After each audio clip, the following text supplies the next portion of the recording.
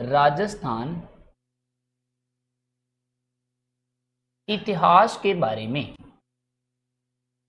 और राजस्थान यदि इतिहास की अपन बात करें तो अपन कल बात कर रहे थे राजवंश के ऊपर। और राजवंश कौन सा पढ़ रहे थे कल अपन?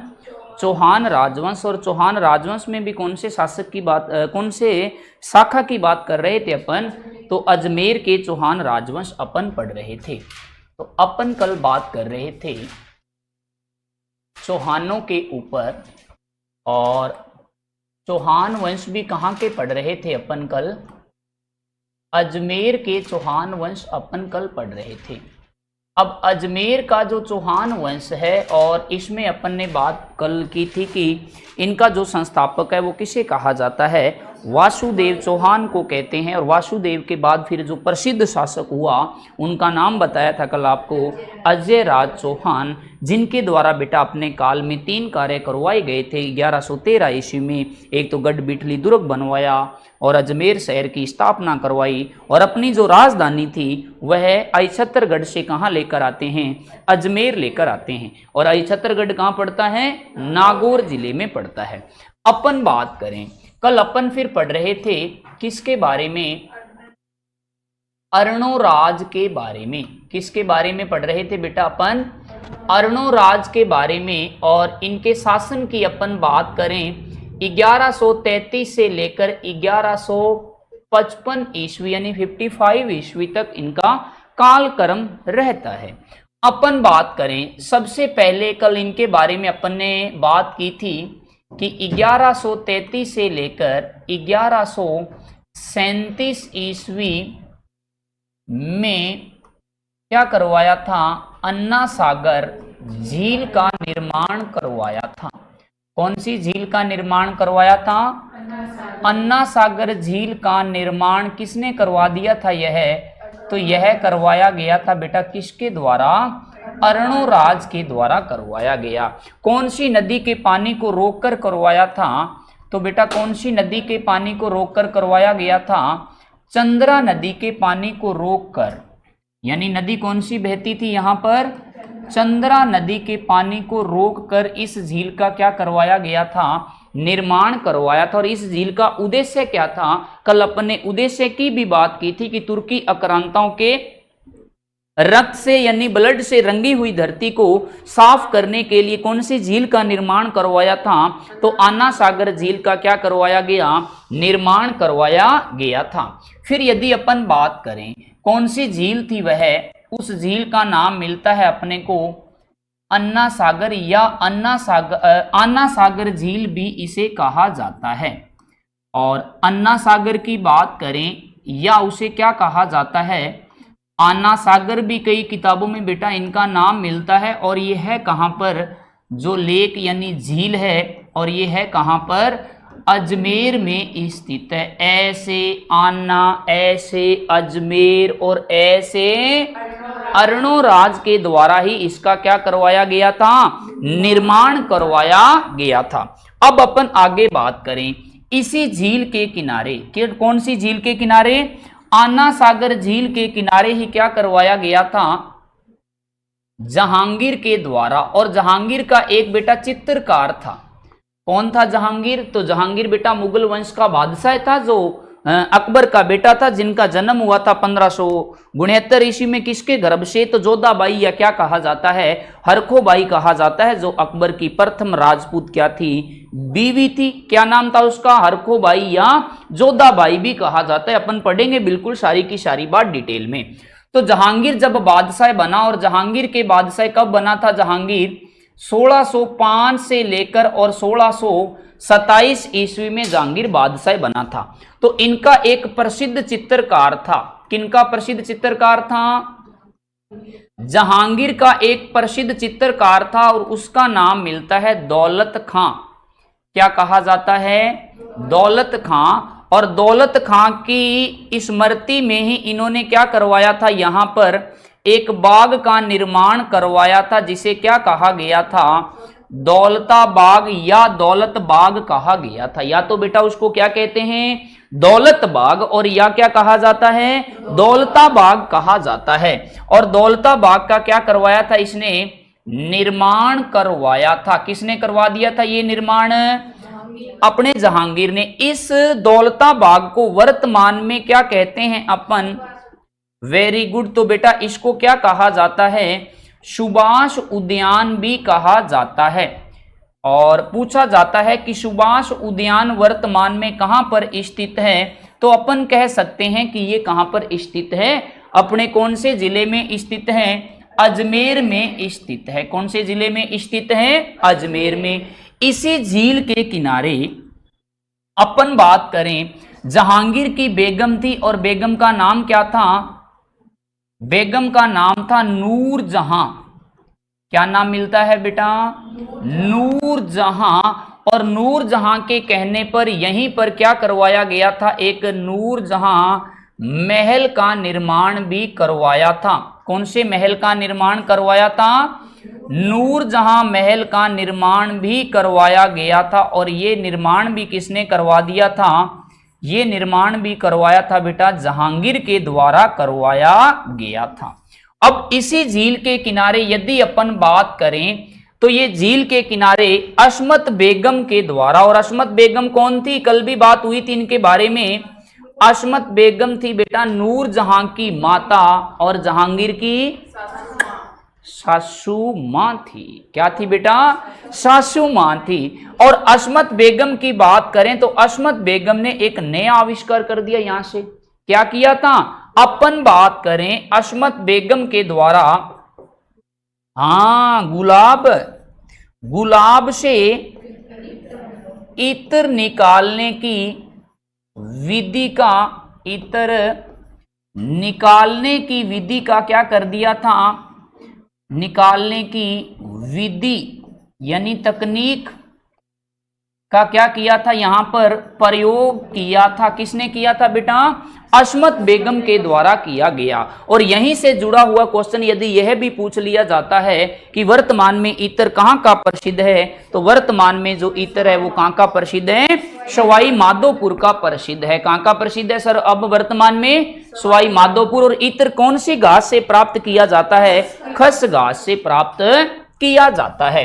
अब इसी झील के किनारे यदि अपन बात करें, कौन सी झील की बात हो रही है, तो आना सागर झील की बात हो रही है। पॉइंट नंबर 1 तो अपन ने ये बात की कि जहांगीर के चित्रकार की स्मृति दौलत खां की याद में किसका निर्माण हो गया, दौलताबाग, जिसे वर्तमान में बेटा क्या कहते हैं, सुभाष उद्यान।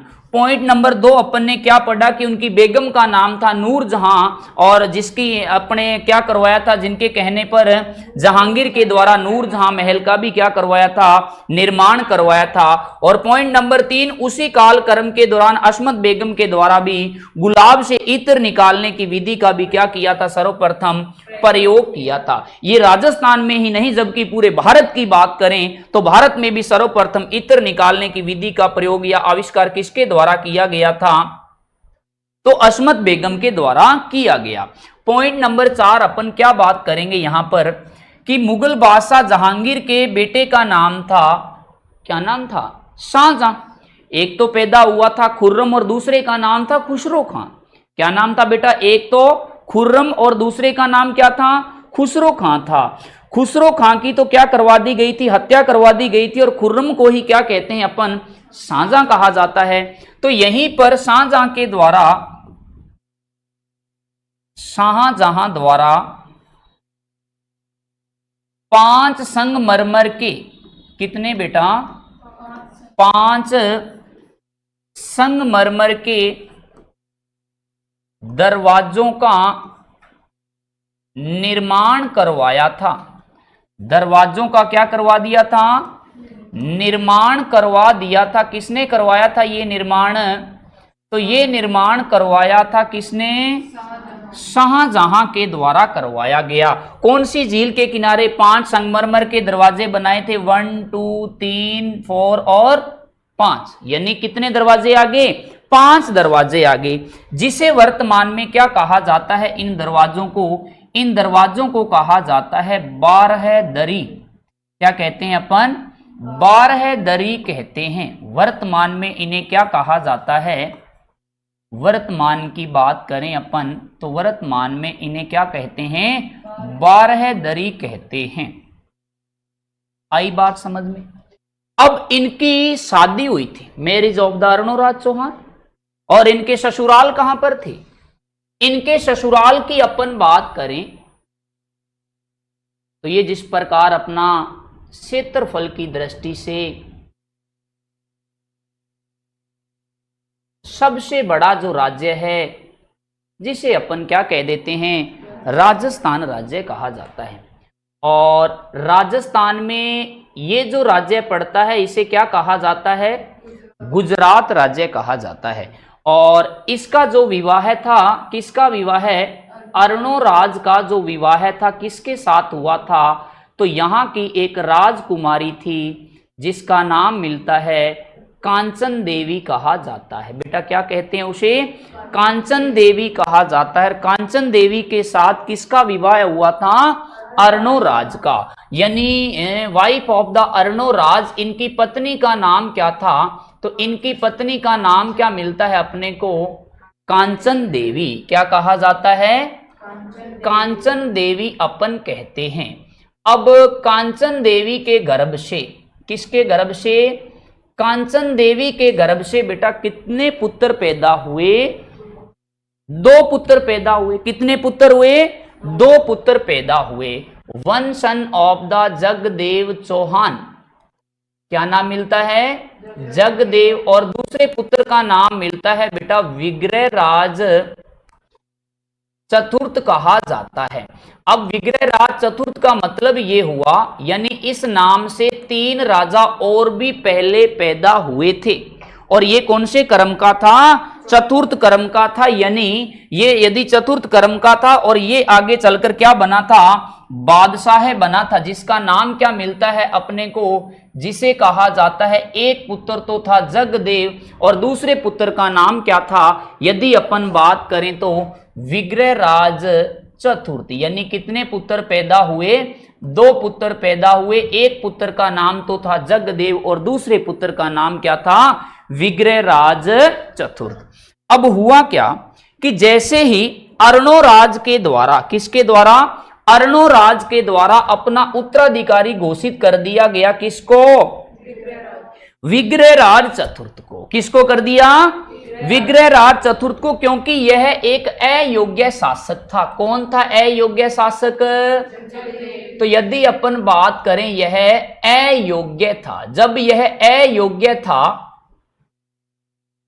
तो इसने क्या किया? अर्णोराज ने अपने योग्य पुत्र विग्रहराज चतुर्थ को शासक बना दिया। और जैसे शासक बनाया तो ये जो जगदेव चौहान था ये नाराज हो गया अपने पिताजी से। बोले बापू टेंशन लेने का नहीं, टेंशन तो देने का होता है। आपने मेरे को उत्तराधिकार से वंचित किया, क्योंकि अपने ये रीति रिवाज है, ये परंपरा है कि जब भी बेटा किसी के पिता की, मतलब जो उत्तराधिकारी है, किसी पिता की मृत्यु होती तो उसका जो बड़ा बेटा होता है वो घर का क्या माना जाता है? मुखिया माना जाता है। बाकी बेटा ये थी परंपराएं प्राचीन काल की। आजकल तो सारा ही मुखिया हुई। और पहली बात, यदि मॉडल की बात करें 1990 के बाद का और 2024 तक जो मॉडल है, इसमें बेटा सबसे जो घर का मुखिया होता है वो महिला होती है। और महिला घर का सुप्रीम कोर्ट होता है। सुप्रीम कोर्ट का जो निर्णय है वो आखिरी निर्णय होता है, उसमें कोई भी किंतु परंतु नहीं होती। तो जैसे क्या किया कि विग्रहराज को उत्तराधिकारी बना दिया और जगदेव चौहान ने बेटा अपने बाप का ही ट्रीटमेंट कर दिया।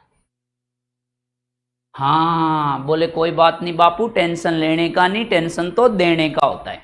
आपने मेरे को उत्तराधिकारी नहीं बनाया, कोई बात नहीं। तो इसने क्या कर दिया? अपने पिता का ही बेटा वध कर दिया।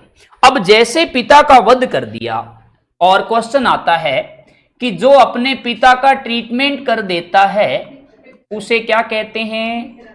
पितृहंता। और जो अपनी माता का ट्रीटमेंट करता है, यानी उसको मौत के घाट उतारता है, उसे क्या कहेंगे? कई बार पुत्र को ही मौत के घाट उतारना पड़ता है, उसे क्या कहा जाता है? पुत्रहंता। कई बार बेटी का ही ट्रीटमेंट करना पड़ता है तो उसे क्या कहा जाता है? पुत्री अंता। ऐसे भी कई बार बेटा जी क्या मिलते हैं, अपने को सवाल जवाब अक्सर देखने को मिलते हैं। यदि वह लड़के की राजकुमार की बात हो रही है तो क्या आ जाएगा यहां पर, शासक।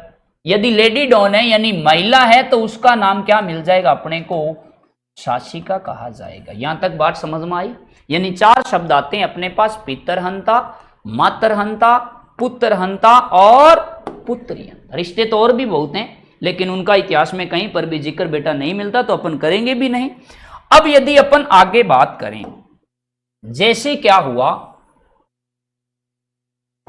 कि अपन बात कर रहे थे बेटा अर्णोराज के बारे में, और अर्णोराज के अभी अभी अपन ने जिक्र किया कि कितने बेटे थे, अर्णोराज के थे 2 बेटे, और बड़े बड़े का नाम था जगदेव, या उसको कई किताबों में बेटा उनका नाम जग्गादेव भी मिलता है, जगदेव चौहान, और दूसरे का नाम मिलता है विग्रहराज चतुर्थ कहा जाता है।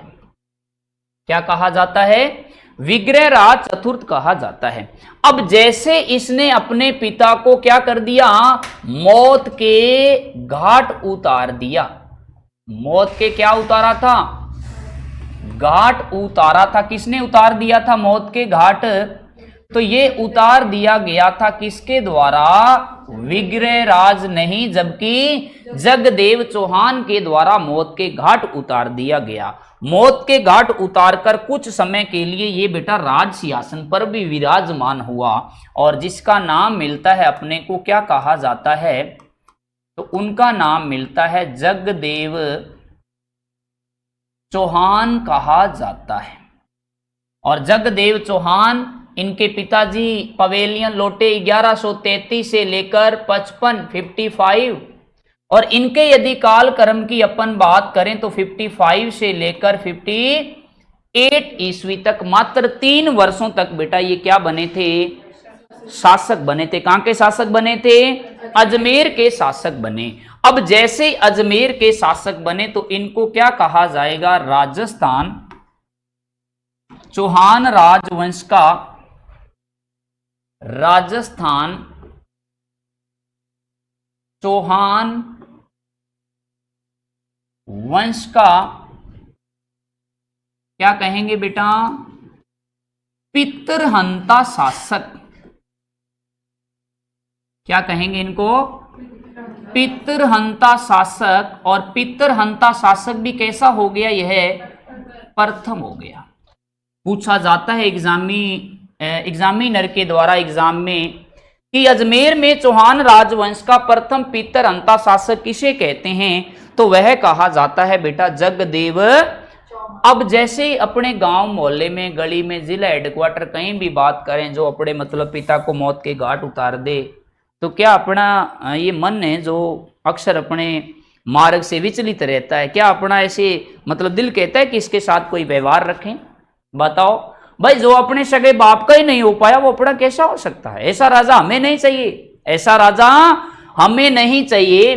तो इनसे बेटा जी जनता इसको राजा स्वीकार नहीं करती। और इनके बाद फिर अगला जो राजा है बेटा कहां का, यदि अपन बात करें तो कहां के राजा की बात हो रही है, अजमेर के राजा की बात हो रही है। तो वह किसे बनाया गया, वह बनाया जाता है विग्रहराज चतुर्थ को बनाया जाता है। विग्रहराज चतुर्थ के काल कर्म की अपन बात करें कि सर ये कब से कब तक बना शासक, तो 58 तक तो ये रहा, और 58 से लेकर 1163 ईस्वी तक ये शासक रहता है, जिनका नाम मिलता है अपने को क्या कहा जाता है, विग्रहराज चतुर्थ कहा जाता है। और जगदेव चौहान कब से कब तक रहा था, तो यदि अपन बात करें 1155 से लेकर 1100, इनके बारे में एक ही क्वेश्चन इंपॉर्टेंट है कि इनको अजमेर में चौहान राजवंश का प्रथम पितरहंता, और राजस्थान का भी ये कैसा, चौहान राजवंश का प्रथम पितरहंता शासक था। पूरे राजस्थान का प्रथम नहीं, जबकि ये कौन से वंश की बात हो रही है, चौहान वंश की बात हो रही है। इसने बेटा केवल और केवल परिवार विस्तार तो किया, वंश वृद्धि तो की, लेकिन साम्राज्य का विस्तार ये नहीं कर पाया, क्योंकि इसको प्रजा के द्वारा राजा स्वीकार नहीं किया गया। अब अगला जो शासक बना जिसका नाम मिलता है अपने को क्या कहा जाता है, उनका नाम मिलता है विग्रहराज चतुर्थ। तो सबसे पहले तो इनकी उपाधियां, उपनाम की बात करें तो इनका उपनाम क्या मिलता है अपने को, उपनाम मिलता है बीसल देव चौहान कहा जाता है। क्या कहा जाता है बेटा, बीसल देव चौहान कहा जाता है। बीसल देव चौहान इसलिए कहते हैं क्योंकि इसने बनास नदी के पानी को रोककर टोंक जिले में बीसलपुर बांध बनवाया था और वहीं पर बीसलपुर कस्बे का भी निर्माण करवाया था। किसने करवाया था, इसी विग्रहराज चतुर्थ ने। इसकी उपाधियां क्या है सर, उपाधि की यदि अपन बात करें, इसने बेटा जी इसके दरबार में भी विद्वान बहुत रहते थे। किसके दरबार में, बीसल देव के दरबार में। तो इसको क्या कहा जाता है, कवि बांधव। क्या कहा जाता है, कवि बांधव कहा जाता है। और इन्हें क्या कहते हैं, कवि बंधु। क्या कहा जाता है, कवि बंधु। और इन्हें क्या कहा जाता है, कवि बांधु भी कहा जाता है। किसे कहते हैं, कवि बांधु। तो यह भी कहा जाता है बेटा किसको, बीसल देव चौहान को। और जिसका अर्थ क्या होता है, विद्वानों का, विद्वानों का क्या कहते हैं, आश्रयदाता कहते हैं। और क्योंकि इसके दरबार में इसने बेटा विद्वानों को क्या प्रदान कर रखा था, आश्रय प्रदान कर रखा था। यहां तक बात समझ में आई। अब इनके आगे बात करें, ये जो विग्रहराज चतुर्थ था, इनके दरबारी विद्वानों की चर्चा अपन करते हैं। इनके दरबारी विद्वानों की, विग्रहराज चतुर्थ के दो प्रमुख दरबारी विद्वान, और जहां से इनके बारे में बेटा कुछ अपने को जानकारी भी मिलती है। विद्वानों की यदि अपन चर्चा करें तो क्या कहा जाता है, नंबर 1 मिलता है अपने को सोमदेव। क्या कहा जाता है, सोमदेव कहते हैं। नंबर 2 नाम क्या मिलता है, जिसका नाम मिलता है नरपति नाल्य कहा जाता है। नरपति नाल्य, नरपति नाल्य द्वारा कौन सा ग्रंथ लिखा गया और सोमदेव द्वारा कौन सा ग्रंथ लिखा गया, इसकी भी अपन चर्चा करते हैं, क्योंकि आजकल साहित्य से बहुत क्वेश्चन पूछे जाते हैं। अपन बात करें, सोमदेव द्वारा लिखा गया था ललित विग्रहराज। क्या लिखा गया था बेटा, ललित विग्रहराज लिखा गया था। और ये क्वेश्चन बहुत बार पूछा जाता है कि ललित विग्रहराज ग्रंथ की रचना किसने की थी, तो ये ग्रंथ की रचना की थी किसने, सोमदेव द्वारा की गई। और यदि अपन बात करें इसके द्वारा कौन सा ग्रंथ लिखा गया, तो इसने लिखा था बेटा बीसल देव रासो। अब देखो एग्जामिनर किस प्रकार क्वेश्चन पूछता है अपने से और किस प्रकार अपने जो क्वेश्चन है वह गलत करवाने की कोशिश करता है। समझ रहे हो बात मेरी। अब पूछा जाता है कि बीसल देव रासो की रचना किसने की, तो अपना एक ही दिमाग काम करता है कि बीसल देव रासो, इसका मतलब बीसल देव चौहान। क्योंकि एग्जामिनर अपने मतलब जो पेपर बनाता है अपनी जो मानसिक योग्यता होती है ना उसको बाउंड कर देता है ऐसा क्वेश्चन पढ़ने के बाद। जैसे क्वेश्चन पूछ लिया जाता है महाराणा प्रताप के हाथी का नाम, बहुत बार पूछा गया है। क्वेश्चन पढ़ते हैं अपन महाराणा प्रताप के हाथी का नाम, अपना दिमाग कहता है कि बिल्कुल महाराणा प्रताप के हाथी का नाम राम प्रसाद था। लेकिन एग्जामिनर जो अपनी मानसिकता होती है ना, सोचने की योग्यता, उसको बाउंड कर देता है, बिल्कुल परिधि में ले आता है। पहला ऑप्शन देता है चेतक, और जैसे अपन चेतक पढ़ते हैं अपने वाला चेतक गोल हो जाता है। फिर अपन बोले ए देख मम्मी आया आया का क्वेश्चन आवे, ए देख, बोले ए देख A B C D, mummy ए तो मैं तीसरी क्लास में पढ़ रही हूँ, चेतक है तो वो गलत होगा मामलो, चेतक नहीं है, वो क्या है राम प्रसाद। इस प्रकार एग्जामिनर अपने से गलत करवाने की कोशिश करता है और इस बात को अपने को मद्देनजर रखते हुए ही पेपर की तैयारी करनी है। यहां तक बात समझ में आई। अब अपन बात करें, थोड़ा सा अगला पेज लेते हैं। अब क्या हुआ कि अपन बात पढ़ रहे थे किसके बारे में बेटा, विग्रहराज चतुर्थ के ऊपर अपन चर्चा कर रहे थे। विग्रह राज चतुर्थ के द्वारा क्या क्या करवाया गया, थोड़ा सा इनके जीवन को प्रैक्टिकली पढ़ते हैं और फिर आपको पढ़ाते हैं किसके बारे में, संयोगिता के बारे में और पृथ्वीराज चौहान के बारे में अपनी क्लास में लेके आएंगे। किसको, राजकुमारी संयोगिता, जो बहुत खूबसूरत थी और जिसके साथ बेटा गंधर्व विवाह किया था अपने अजमेर के चौहान शासक, और उनका नाम मिलता है, क्या कहते हैं, पृथ्वीराज चौहान तृतीय कहा जाता है। अब देखो, जैसे अपन बात करें इनके बारे में, जो विग्रह राज चतुर्थ था, इनके द्वारा सबसे बेस्ट कार्य करवाया गया यहां पर अजमेर में, कि इन्होंने क्या करवाया था, यहां पर एक संस्कृत पाठशाला का निर्माण करवाया था। कौन सी पाठशाला का निर्माण करवाया था बेटा, तो उस पाठशाला का नाम मिलता है संस्कृत पाठशाला। अब संस्कृत मतलब भाषा में यहां पर शिक्षा दी जाती थी, इसलिए उसको क्या कहा गया, संस्कृत पाठशाला। जिसका मूल नाम क्या था, मूल का मतलब उसका वास्तविक नाम क्या रखा गया था, तो उसको कहा जाता था कंठाभरण। क्या कहा गया था बेटा, कंठाभरण पाठशाला कहा गया। यदि पूछ लिया जाए कि सर इसका शिल्पी कौन था, तो इसका शिल्पी भी बहुत बार पूछा जाता है, यानी सर इसका डिजाइन कौन था तैयार करने वाला, तो इसके शिल्पी की बात मिलती है अबूर-बुका। क्या कहा जाता है, इसका नाम अबूर-बुका कहा जाता है। ये भी बहुत बार पूछा जाता है आजकल, जैसे अभी जितनी भी परीक्षाएं हो रही हैं, लगभग राजाओं के जो शिल्पी थे, इतिहासकार थे या दरबारी विद्वान थे, उनके बारे में भी क्वेश्चन पूछा जाता है। अब ये जो संस्कृत पाठशाला है सर, इसको वर्तमान में हम क्या कहते हैं, तो अपने को पता है कि एक तुर्की शासक हुआ था जिसका नाम मिलता है मोहम्मद गोरी। और मोहम्मद गोरी का अपन पढ़ेंगे आगे, देखो जैसे समकालीन पढ़ेंगे, कंपैरिजन करके पढ़ाऊंगा मैं आपको मोहम्मद गोरी और पृथ्वीराज चौहान तृतीय। तृतीय कोई नहीं, चौहान को केवल सभी राजाओं को अपन पढ़ेंगे और महत्वपूर्ण शासक है। वर्तमान में क्या कहते हैं, अब वर्तमान में तो इसलिए कहते हैं क्योंकि इसका नाम परिवर्तित कर दिया गया।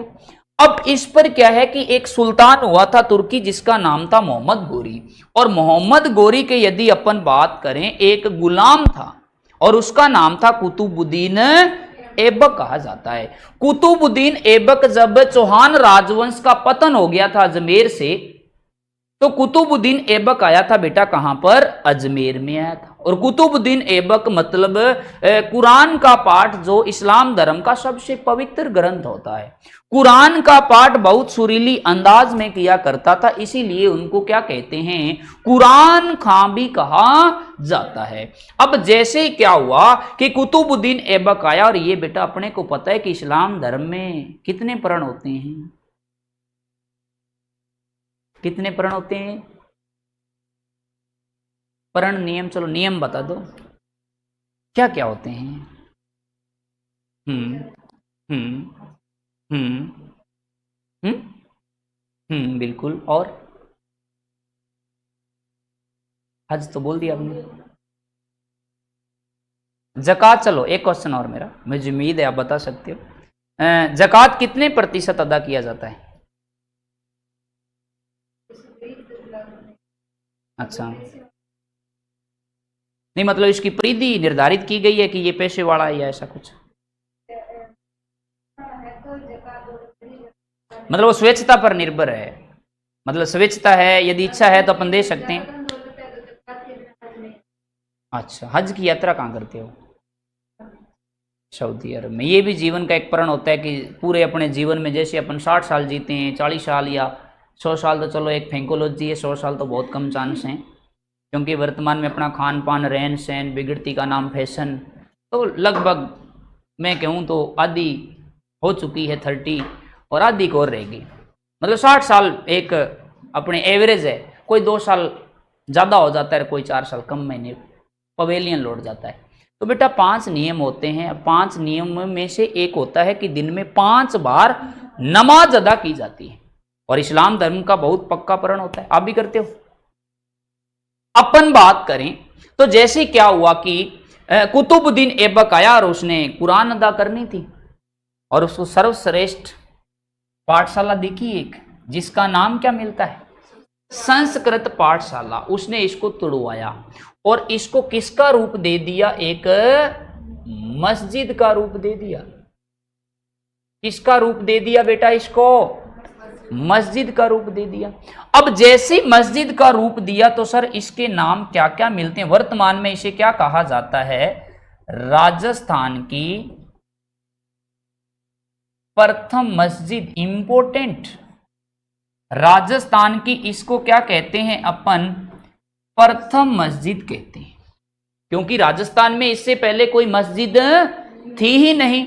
दूसरी बात करें, इसको क्या कहा जाता है, हाँ, हंट ऑफ द 2/1/2 यानी 2.5 दिन का क्या कहते हैं इसको, झोंपड़ा कहते हैं। और 2.5, अब अपने को बचपन में यही पढ़ाया जाता था कि ये 2.5 दिन में निर्मित है, यही पढ़ाते थे ना मास्टर जी। भाई हमारे गुरुजनों के द्वारा तो यही पढ़ाया गया था, और कुछ इतिहासकार इसकी पुष्टि भी करते हैं कि बिल्कुल इसका निर्माण जब इसने मस्जिद बनवाई थी तो 2.5 दिन में ये निर्मित हो गई थी। समझ में आ रही है।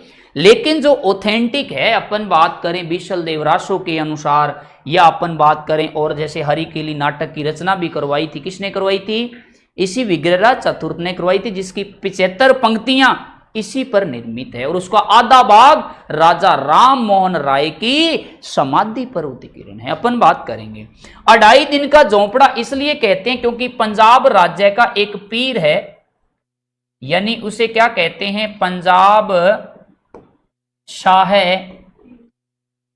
पीर कहा जाता है। अपन बात करें हिंदू धर्म में तो बढ़ता है बेटा, जहां पर लोगों का सामूहिक रूप से मिलन होता है उसे कहा जाता है मेला। मेले की उत्पत्ति कैसी हुई, जहां पर सामूहिक रूप से क्या किया जाता है, एक मिलन होता है सभी लोगों का, सभी धर्म संप्रदाय के लोग मिलन करते हैं, और उसे क्या कहते हैं अपन, मेला। उसी प्रकार जो इस्लाम धर्म होता है उसे क्या कहते हैं अपन, उर्स कहा जाता है। और ये कितने दिन का उर्स भरता है, यहां पर 2.5 दिन का बेटा क्या भरता है, यहां पर उर्स भरता है। कहां पर भरता है, यह भी उर्स अजमेर में भरता है। और कौन से झोंपड़े में भरता है, 2.5 दिन के झोंपड़े में। और इसको क्या कहते हैं अपन, राजस्थान की प्रथम मस्जिद भी कहते हैं। नंबर 3 इसे क्या कहते हैं, सर ये कितने खंभों पर निर्मित है, 16 खंभों पर निर्मित है। तो इसको वर्तमान में और क्या कहा जाता है, 16 खंभों का क्या कहते हैं, महल कहते हैं। किसको कहते हैं, 16 खंभों का महल, यही 2.5 दिन के झोंपड़े को कहा जाता है। आगे बात समझ में। अब इसी 2.5 दिन के झोंपड़े पर बीसल देव चौहान, अपन बात करें चाहे बीसल देव के बारे में और चाहे अपन बात कर लें किसके बारे में, विग्रहराज चतुर्थ के बारे। भाई बात एक ही है या अलग अलग है, एक ही बात है ना। चाहे चक्कू तरबूज पे डालें तो भी बात वही, और चाहे तरबूज को चक्कू पे डालें कटेगा कौन, तरबूज। चाहे अपन विग्रहराज बोलें और चाहे अपन बीसल देव बोलें, बात एक ही है। बीसल देव चौहान के द्वारा क्या किया गया कि एक नाटक लिखा था इन्होंने। कौन सा नाटक लिखा था इसने, तो इनके द्वारा एक नाटक लिखा गया था जिसका नाम मिलता है अपने को हरिकेली नाटक कहा जाता है। कौन सा नाटक कहते हैं बेटा उसे, हरिकेली नाटक कहा जाता है। इसका जो आधा भाग है किस नाटक का, और ये कौन सी भाषा में लिखा गया था, तो बेटा ये कौन सी भाषा में लिखा गया नाटक था, तो ये लिखा गया था संस्कृत भाषा में लिखा गया था। इसका जो आधा भाग है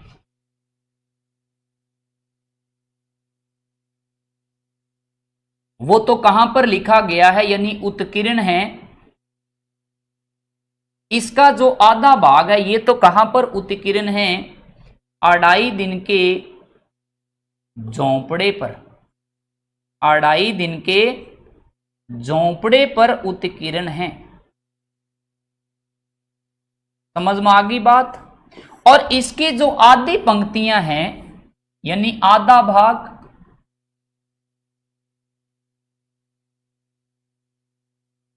आधा भाग कहां पर है? राजा राम मोहन राय की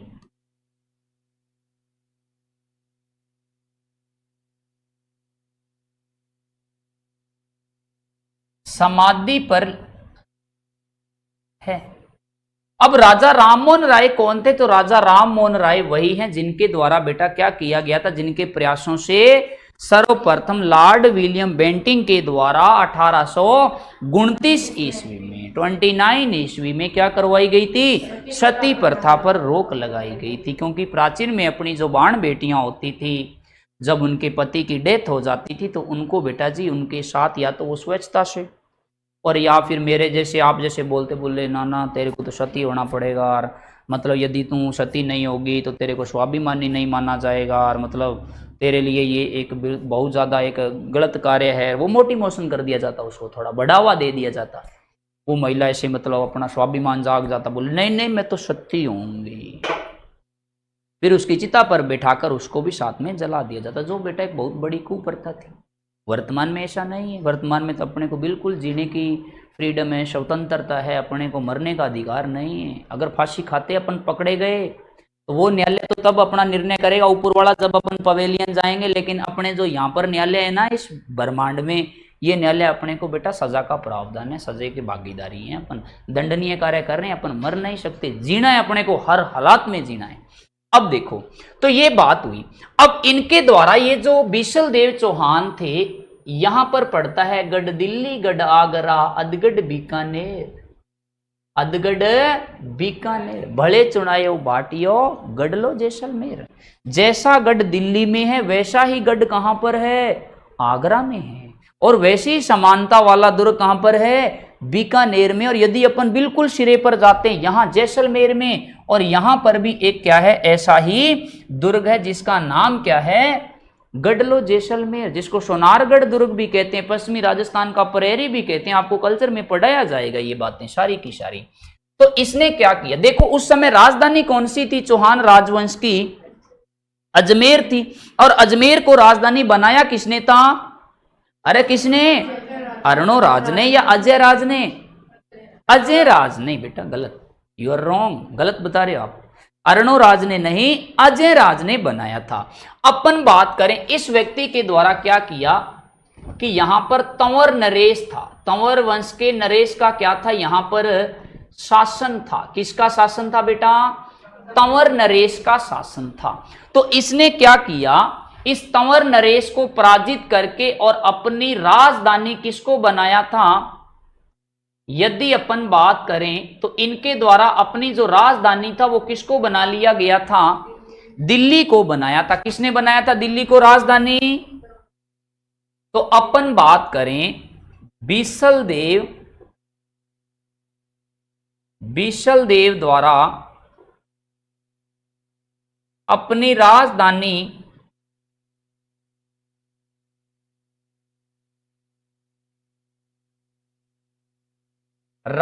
किसे बना लिया गया था? तो राजधानी बनाया गया था बेटा किसको? राजधानी किसको बनाया था? दिल्ली को बनाया था। और ऐसा करने वाला यह भारत का प्रथम शासक था। भारत का कैसा शासक था बेटा? यह प्रथम शासक था। और कौन से वंश की बात हो रही है यह? तो ये बात हो रही है कौन से वंश की? चौहान वंश की बात हो रही है। अब इनके शासनकाल को क्या कहा जाता है? किनके शासनकाल की बात हो रही है? बिशल देव चौहान के काल की बात हो रही है। तो इनके काल को क्या कहा जाता है? चौहानों का स्वर्ण काल भी कहते हैं। क्या कहते हैं? चौहानों का स्वर्ण काल किसको कहा जाता है? बिशल देव चौहान के काल को अपन कहते हैं। अब यदि अपन बात करें इसके बारे में कि बिशल देव चौहान के बारे में और अपने को इंपॉर्टेंट क्या मिलता है, तो बिशल देव चौहान के द्वारा ही क्या करवाया गया था? बनास नदी पर, कौन सी नदी पर बेटा? बनास नदी पर बिशलपुर बांध एक तो कौन सा बांध बनवाया था? बीसलपुर बांध, व बीसलपुर कस्बे का निर्माण करवाया था। और ये निर्माण कहां पर करवाया था? तो यदि अपन बात करें, ये पूछ लिया जाए कि सर ये वर्तमान में है कहां पर, तो ये कहां पर है? बिल्कुल राइट, कहां पर है स्थित? टोंक में स्थित है। आगे बात समझ में?